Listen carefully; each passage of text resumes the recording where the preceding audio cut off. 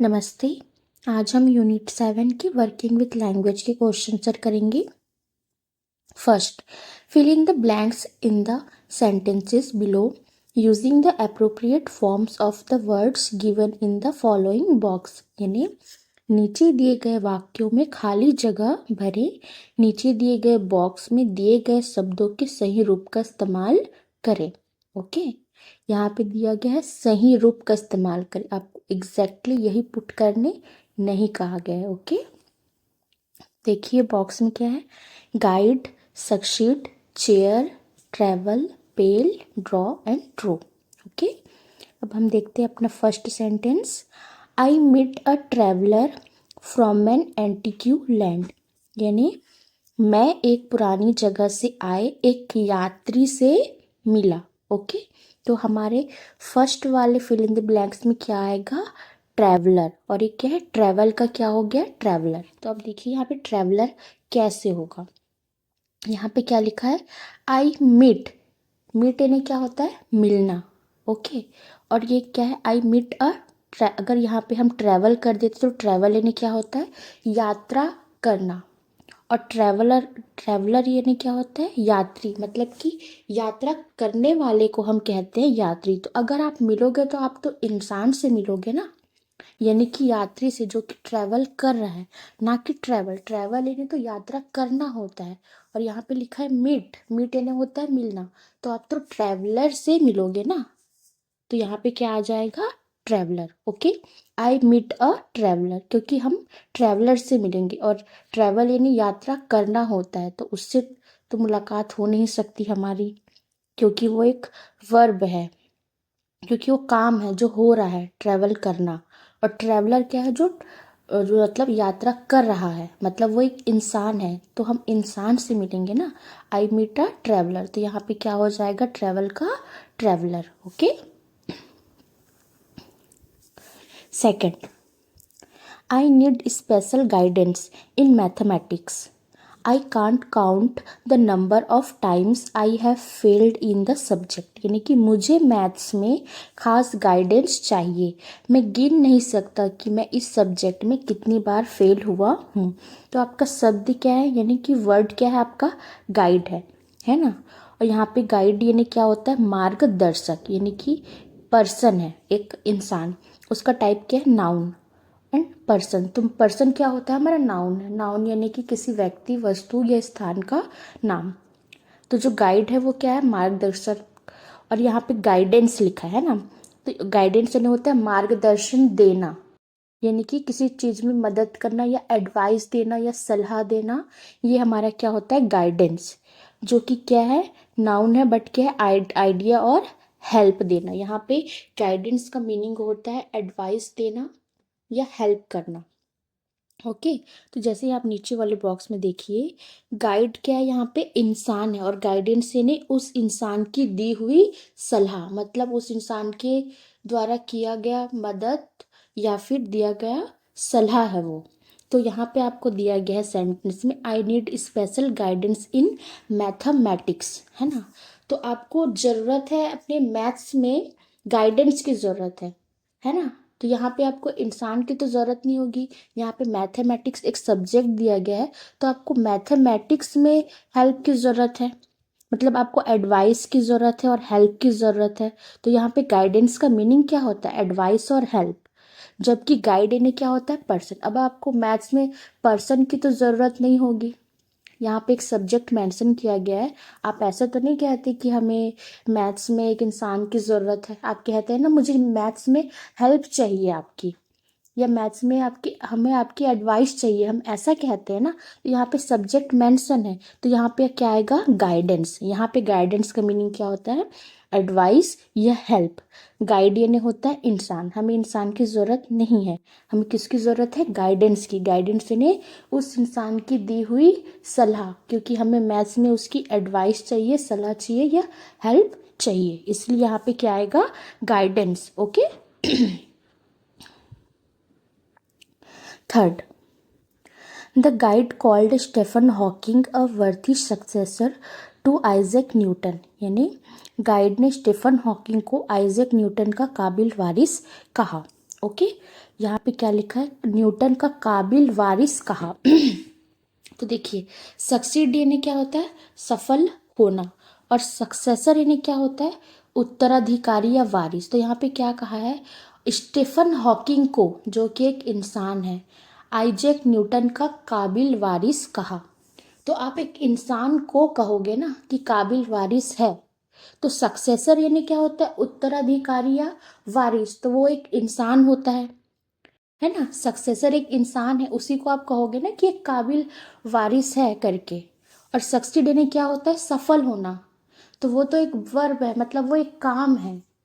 उस काम को तो आप नहीं कहोगे कि वो वारिस बनेगा, मतलब आप एक इंसान को कहोगे। और जो सक्सेड हो जाता है उसे हम क्या कहते हैं, सक्सेसर।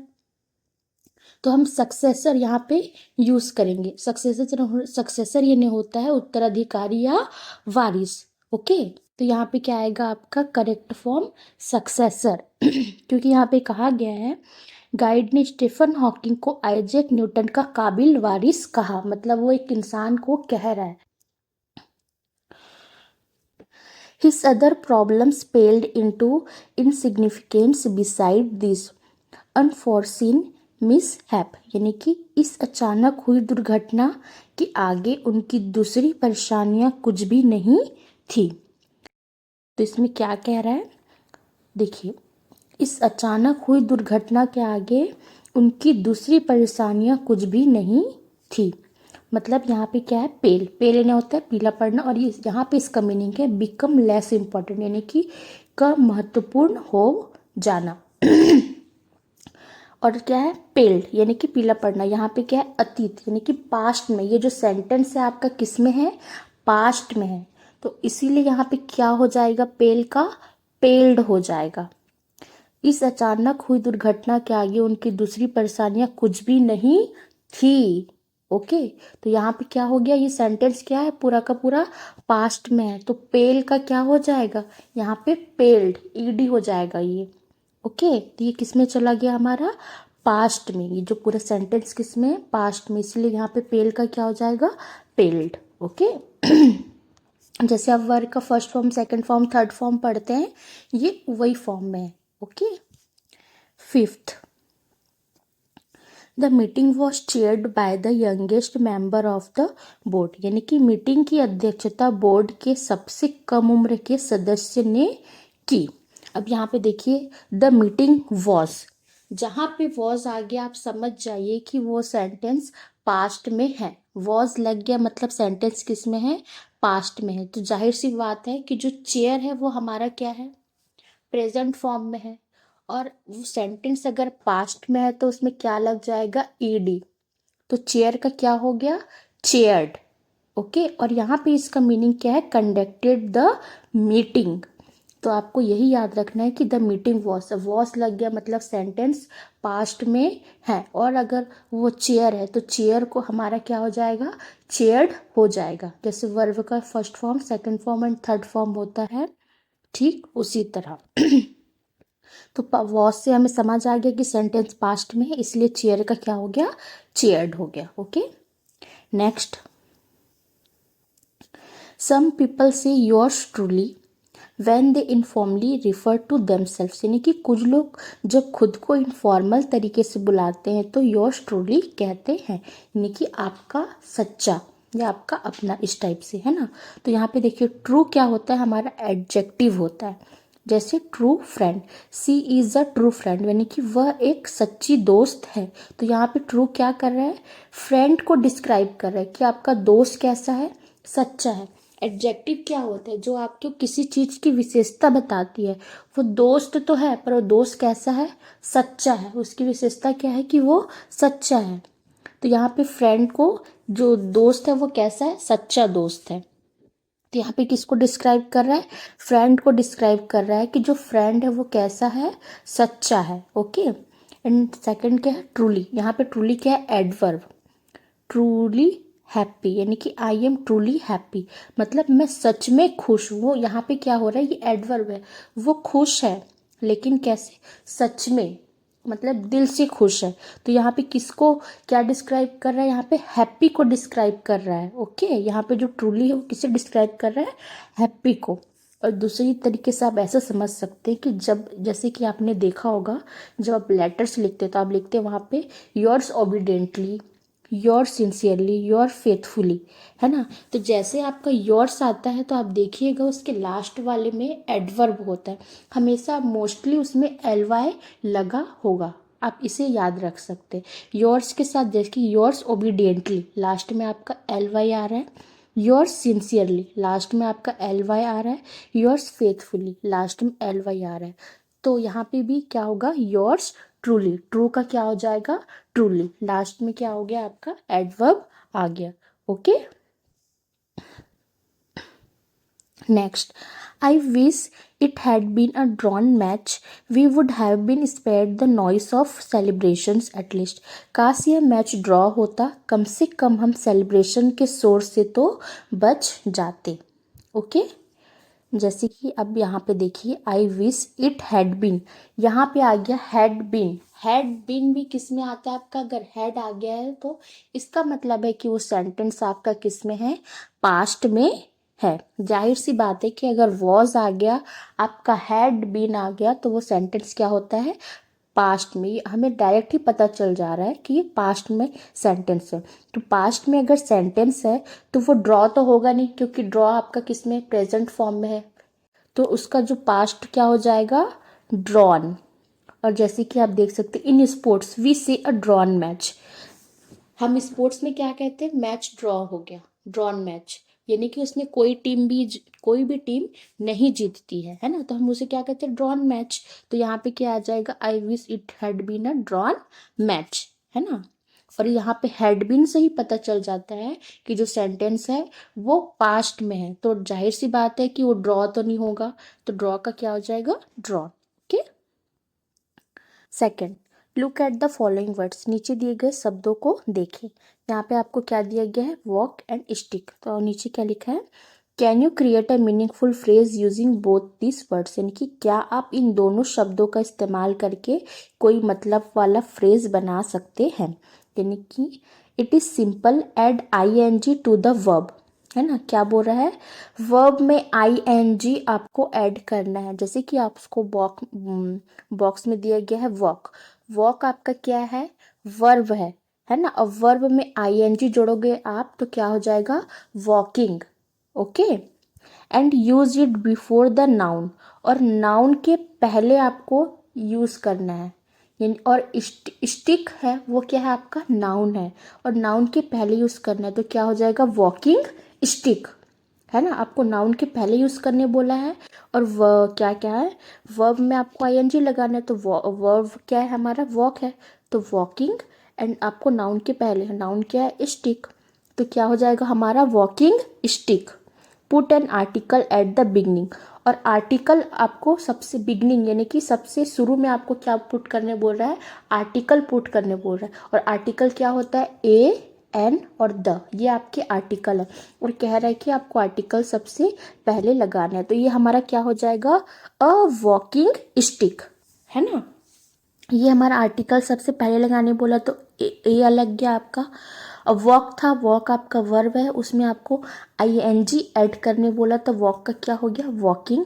और आपका क्या कहा गया था कि इसे नाउन से पहले लगाना है, तो वॉकिंग हो गया नाउन से पहले, और नाउन हमारा क्या था, स्टिक, तो क्या हो गया, अ वॉकिंग स्टिक। ओके, अब क्या कह रहा है, now the make 6 such phrases using the words given in the box, यानी कि अब बॉक्स में दिए गए शब्दों का इस्तेमाल करके ऐसे 6 फ्रेज बनाए। तो आपको बॉक्स में दिए गए शब्दों का इस्तेमाल करके क्या बनाना है, ऐसे 6 फ्रेजेस बनाने। आपको पहले क्या दिया है, रीड एंड सेशन, तो यहाँ पे रीड आपका क्या है, वर्ब है, और सेशन आपका क्या है, नाउन है। स्माइल आपका क्या है, वर्ब है, फेस आपका नाउन है। रिवॉल्व आपका क्या है, वर्ब है, चेयर आपका क्या है, नाउन है। वॉक आपका क्या है, वर्ब है, टूर आपका क्या है, नाउन है। डांस आपका वर्ब है, डॉल आपका नाउन है। विन आपका वर्ब है, और चांस आपका क्या है, नाउन है। तो जैसे कि उसने कहा था कि आपको लास्ट में क्या लगाना है, सॉरी फर्स्ट में आपको आर्टिकल लगाना है, और सेकंड वर्ब में आपको आईएनजी जोड़ना है, एंड लास्ट वो आपका क्या होगा, नाउन। तो जैसे कि यहाँ पे रीड और सेशन है तो इसका क्या हो जाएगा, a reading session, a smiling face, a revolving chair, a walking tour, a dancing doll, a winning chance, है ना, ऐसा हो जाएगा। अब देखिए rule, add I N G to the verb, ये वही कहा गया, ये आपकी बुक में नहीं है, हाँ मैंने आपको समझाने के लिए लिखा है। वर्ब में आपको आई एन जी लगाना है, जो आपका रीड है, स्माइल है, रिवॉल्व है, वॉक है, डांस एंड विनी आपके क्या है, verb. Put it before the noun, और आपको इसको नाउन से पहले लिखना है। And add a at the beginning, और आपको बिगनिंग यानी कि शुरू में ए लगाना है। एग्जाम्पल गिवन, वही वाला एग्जाम्पल आपको दिया गया जो ऊपर मैंने आपको बताया था। वॉक, वॉक आपका वर्ब है और स्टिक आपका क्या है, नाउन। अब यहाँ पे ये वाले फॉर्मूले से लगेगा, ए आपके बिगनिंग में, वर्ब के साथ I N G plus noun, तो ए आपका हम लगा लिए, और हमारा वर्ब क्या है, walk, walk plus I N G क्या हो गया, वॉकिंग, और लास्ट में हमारा नाउन क्या है, स्टिक, नाउन वैसे का वैसा ही रहेगा।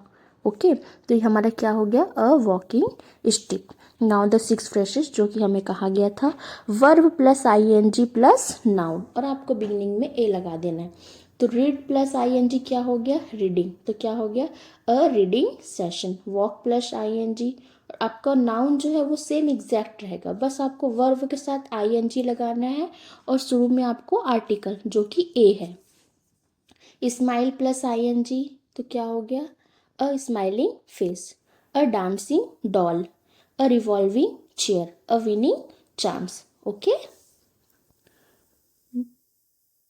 थर्ड क्वेश्चन, यूज ऑल और both in the blanks, tell your partner why you choose one और द अदर, यानी कि खाली जगह में सभी या दोनों, ऑल यानी सभी और बोथ यानी दोनों का इस्तेमाल करें, अपने पार्टनर को बताएं कि आपने इनमें से एक को क्यों चुना। शॉर्ट ट्रिक, ये आपके बुक में नहीं है, समझाने के लिए मैंने यहाँ पे लिखा हुआ है।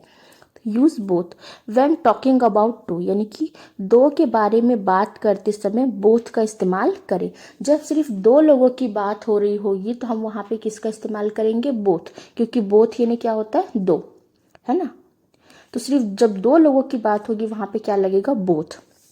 Use all when talking about more than two, यानी कि जब दो लोगों से ज़्यादा के बारे में बात करते समय हम क्या लगाएंगे, ऑल का इस्तेमाल करेंगे। दो से ज़्यादा के बारे में बात करते समय क्या यूज़ होगा, ऑल, ऑल का इस्तेमाल होगा।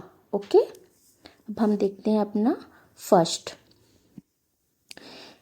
ही has two brothers, both are lawyers, देखिए उसके दो भाई हैं, ही हैज़ टू ब्रदर्स, दोनों वकील है। यहाँ पे कितने लोगों की बात हो रही है, दो, तो जहाँ दो लोगों की बात होती है वहाँ पे क्या लगेगा, बोथ।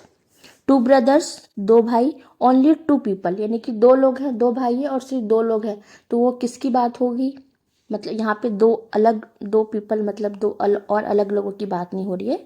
यहाँ पे समझाने के लिए मैंने बताया है कि टू ब्रदर्स मतलब सिर्फ दो लोग, तो यहाँ पे सिर्फ दो लोग हैं इसलिए यहाँ पे क्या लगेगा, both. Okay, second, more than 10 persons called, all of them wanted to see you, 10 से ज़्यादा लोगों ने फ़ोन किया, मोर देन 10 persons, है ना, यानी कि यहाँ पे दो से ज़्यादा लोगों की बात हो गई। मोर देन 10 persons यानी कि 10 लोगों से ज़्यादा ने फ़ोन किया, 10 से ज़्यादा, वे सभी आपसे मिलना चाहते हैं, तो यहाँ पे क्या आ जाएगा, ऑल, क्योंकि यहाँ पे क्या दिया है, मोर देन 10 यानी कि 10 से ज़्यादा, मोर देन 2, तो क्या हो जाएगा, मतलब ये मोर देन 10 बोल रहा है, मतलब ये दो से ज़्यादा है आपके लिए, तो जहाँ दो से ज़्यादा होगा वहाँ पे क्या लगेगा, all. Okay, third, they all chair the team, उन सभी ने टीम को चेयर किया। अब देखिए, they, not clearly two, so general plural.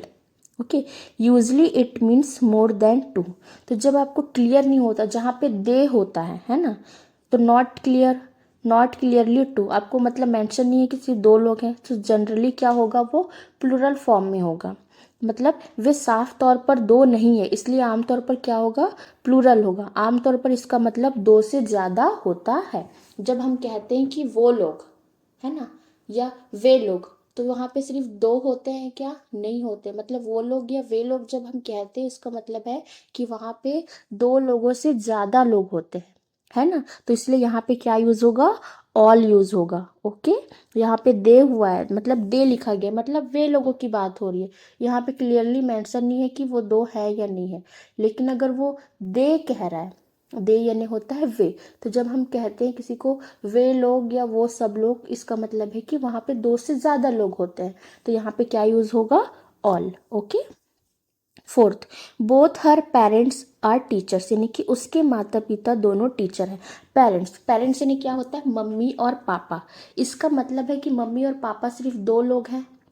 Parents मतलब मम्मी और पापा है ना, तो माता और पिता मिला के कुल कितने लोग हुए, दो। यहाँ पे मतलब इसका मतलब है पेरेंट्स मतलब सिर्फ दो लोगों की बात हो रही है। तो यहाँ पे क्या आएगा, both. Both her parents are teachers, यानी कि उसके माता पिता दोनों टीचर हैं। पेरेंट्स यानी मम्मी और पापा, इसका मतलब है दो लोग, इसलिए यहाँ पे क्या आएगा, both. Fifth, how much have you go sorry how much have you got, give me all of it, यानी कि तुम्हारे पास कितना है, मुझे सब दे दो। देखिए यहाँ पे क्या है, it, one thing, whole amount, you are asking for the whole thing, so we use all, यानी कि यह एक चीज, मतलब एक चीज, लेकिन क्या है, पूरी की पूरी रकम या कि पूरे का पूरा अमाउंट। तुम पूरी चीज मांग रहे हो, है ना। जब कोई चीज मांग रहे हो क्या, तुम मतलब पूरा का पूरा चीज मांग रहे हो, इसलिए हम यहाँ पे किसका इस्तेमाल करेंगे, सभी का। Okay, whole thing, you are asking for the whole thing. क्या कह रहा है, how much have you got, यानी कि तुम्हारे पास कितना है, मतलब वो आपको पूछ रहा है तुम्हारे पास कितना है। Give me all of it, मतलब तुम्हारे पास जितना भी है तुम मुझे सब दे दो। मतलब वो यहाँ पे दो की बात नहीं कर रहा है, वो मतलब पूरी की पूरी एक चीज, पूरा का पूरा अमाउंट, मतलब होल थिंग, मतलब पूरी चीजों को वो क्या है, मांग रहा है। इसलिए यहाँ पे हम किसकी क्या यूज करेंगे, ऑल का, क्योंकि यहाँ पे दो चीज तो बोल नहीं रहा है ना। यहाँ पे डायरेक्ट आपको कहा गया है how much have you got, क्योंकि तुम्हारे पास कितना है, give me all of it, तुम्हारे पास जितना भी है वो सब मुझे दे दो। सब दे दो ऐसे ही होता है, अगर अगर हिंदी के माध्यम से देखा जाए तो यहाँ पे क्या आएगा, ऑल आएगा, ना कि बोथ। ओके।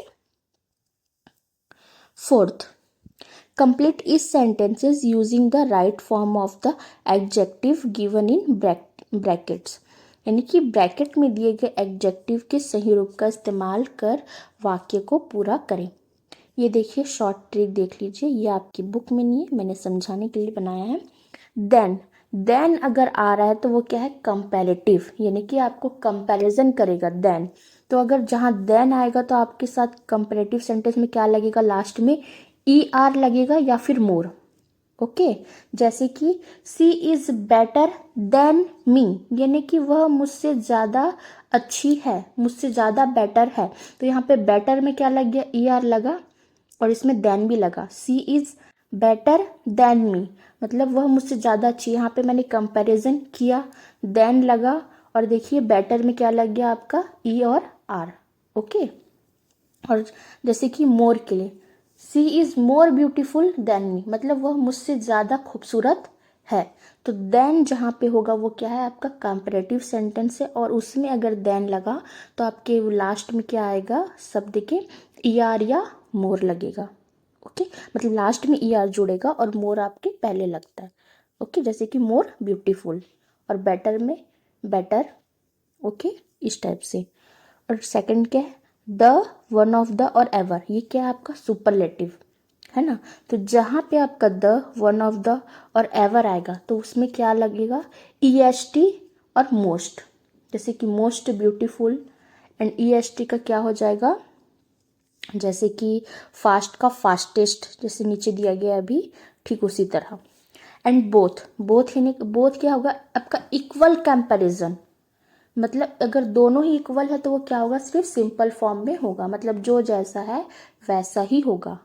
ठीक है, तो आप देख, हम आते हैं हमारे फर्स्ट सेंटेंस में।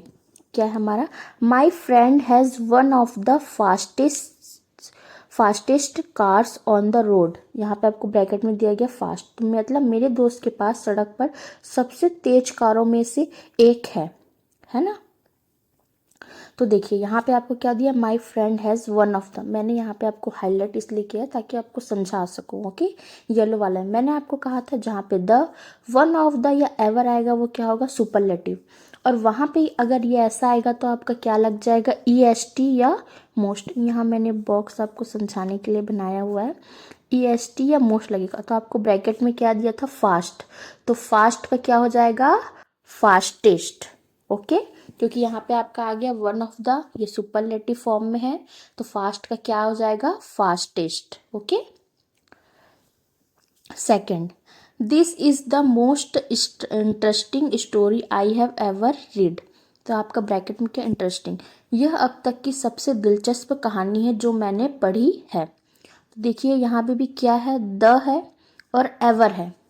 तो मैंने कहा था द, वन ऑफ द, ये एवर होगा वो तो सुपरलेटिव फॉर्म में है और सुपरलेटिव फॉर्म में है, और ये तीनों है तो वहाँ पे आपका क्या लगेगा, EST लगेगा या फिर मोस्ट लगेगा।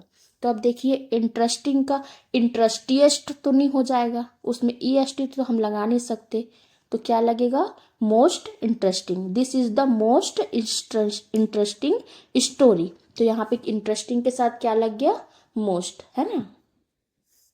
ओके, अब देखते हैं हमारा third, what you are doing now is easier than what you did yesterday, है ना। और ब्रैकेट में क्या है आपका, इजी, यानी कि आप जो अभी कर रहे हैं वह कल की तुलना में आसान है।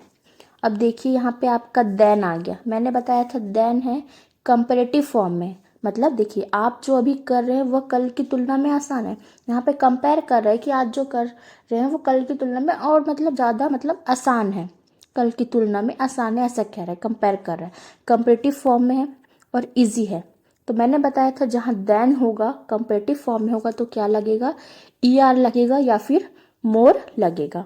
तो यहाँ पे क्या हो जाएगा, इजी का ईजियर।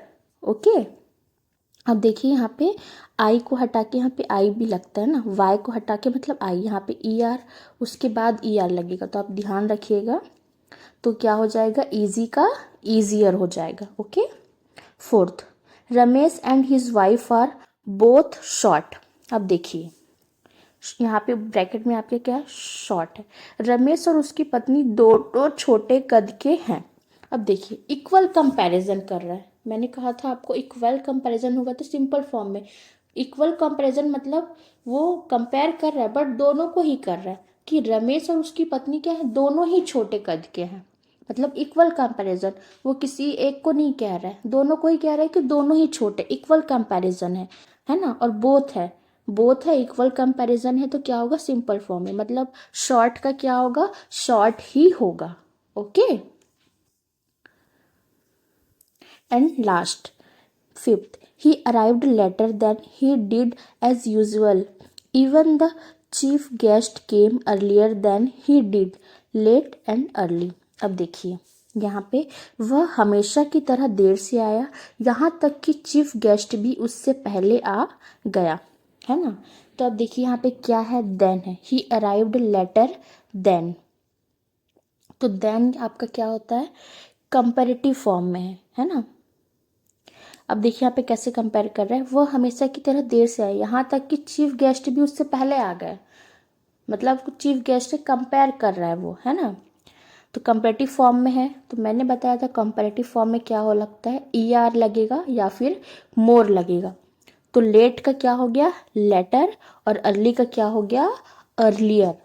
ओके।